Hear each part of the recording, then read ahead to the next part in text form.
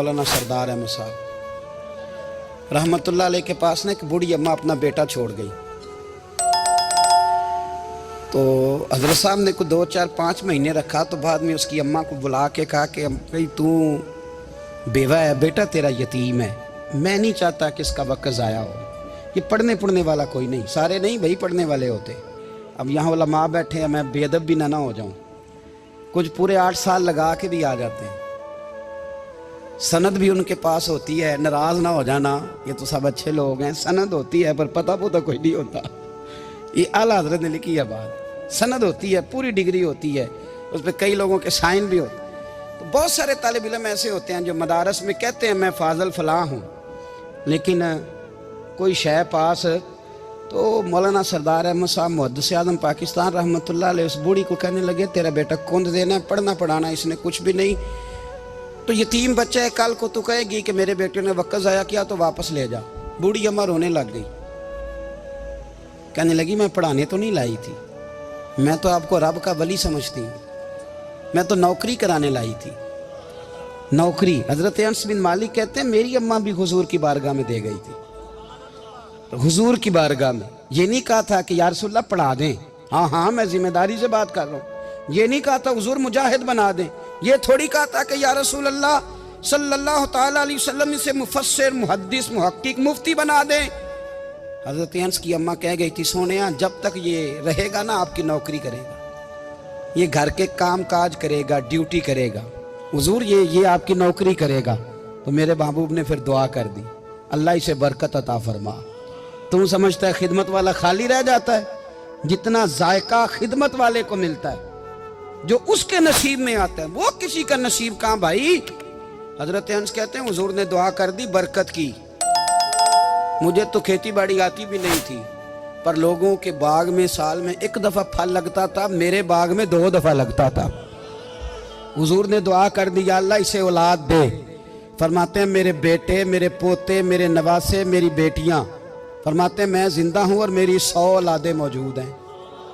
परेशान हो गया 100 सुन के बच्चे 2 ही अच्छे, 100 औलादें मेरी मौजूद हैं। हजरत अनस भी मौलाना सरदार अहमद साहब के पास ना छोड़ गई बच्चा, कहने लगी हजरत जी मैं को पढ़ाने के लिए थोड़ा छोड़ गई हूँ, मैं तो इसलिए छोड़ के गई हूँ कि आप मेहरबानी करें, खिदमत कराएं। तो हजरत जी कहने लगे कोई ऐसा काम ही नहीं, खिदमत वाला क्या कराऊं। कहने लगी पट्ठे पवा लिया करो जी। हम लड़ पेंदे ने, कहने ने बच्चे काम कर दें मदरसे का। हालांकि अब कहाँ बच्चे काम करते हैं, अब तो गुजर गया दौर, अब तो बच्चे काम कराते हैं। अब बच्चे भी नाराज हो रहे हैं, घूर घूर के देख रहे हैं। सही पहना हूँ आपको, बच्चे काम कराते हैं, बच्चे कहाँ काम करते। कहने लगी ये चारा डाले करेगा आपकी भैंसों को। तो हजरत ने उसको कहा कि बीबी चारा मेरी भैंसों को डालने के लिए मैंने बंदा रखा हुआ है, तो तू जा ले जा। कहने लगी हाथ बांध के हुजूर मेहरबानी करें रख ले, चारा डालेगा। और पुत्र तवज्जो से चारा डालना हजरत की भैंसों को। रोने लगी, हजरत ने रख लिया, महीने का खर्चा भी देते। शाम को ना वो सारा दिन काम करता, शाम को आके पैरों में भी बैठ जाता, हजरत जी लाएं तेल थोड़ा सा, पैर ना दबा दूं। 8 साल साथ वाले पढ़ते रहे, ये बेचारा नौकरी करता रहा। मेरा रूप भी नहीं ते मेरा रंग भी नहीं, और मैनू यार मनान दा टंग भी नहीं। कभी कभी ना हजरत बिलाल हबशी फारग होते ना, तो नबी पाक की बारगाह में अर्ज़ करते हुजूर कोई काम तो नहीं, सारे हो गए, हुजूर जाऊं ज़रा, चले जाते।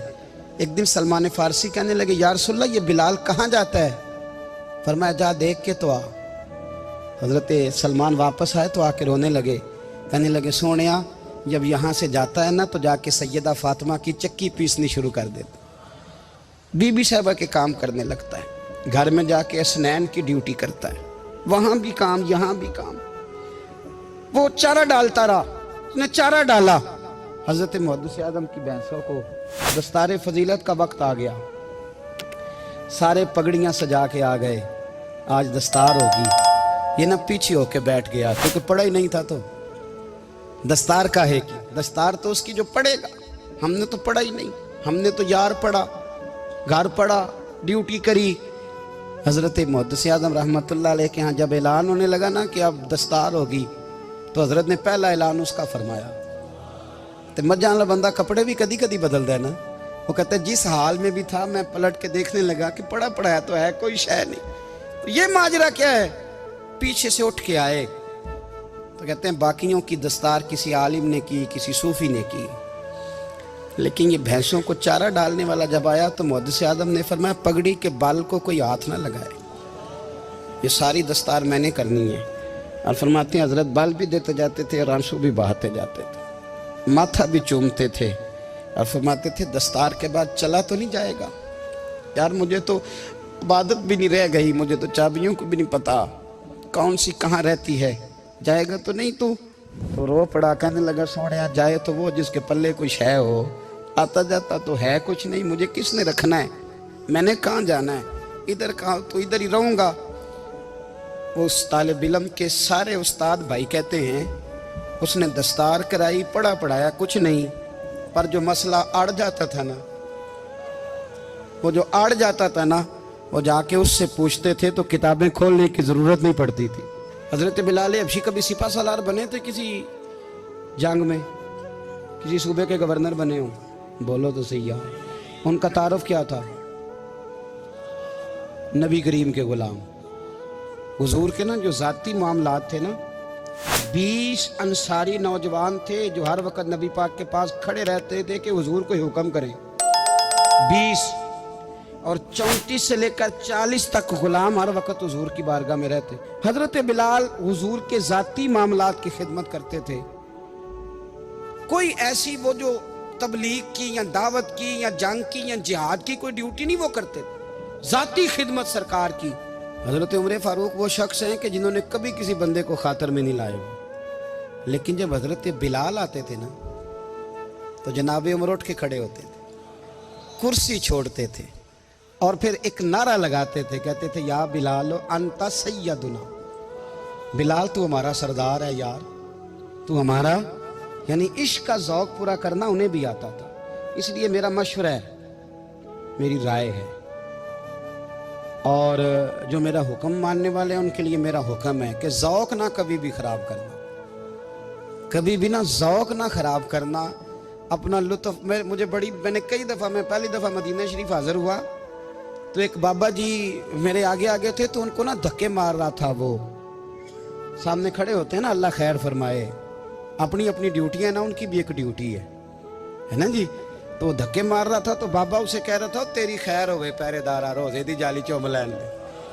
انہیں پھر دھکا ماریا تو پھر ان کہا تیری خیر ہوئے پہرے دارا. میں نے, وہ بالکل ان پڑھ بابا جی تھے, پر مجھے انہوں نے بہت بڑی بات سمجھا دی, میں نے ان سے بڑا سیکھا, منبر پہ ذکر کر رہا ہوں.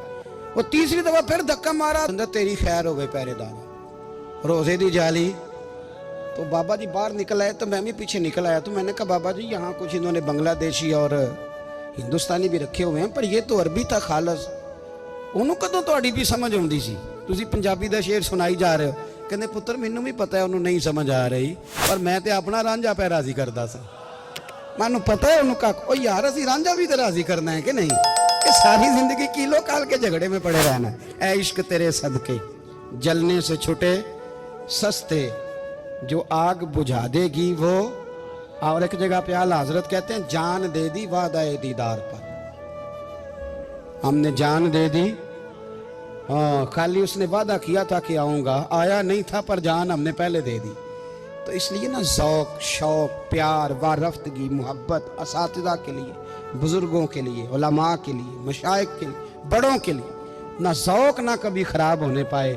اللہ آپ کو سلامت رکھے. اور کچھ دعائیں میں نے دے دی ہیں, کچھ اللہ جانتا ہے میرے دل میں ہیں, وہ میں دیتا رہتا ہوں. اللہ آپ کو ہمیشہ شاد و آباد فرمائے.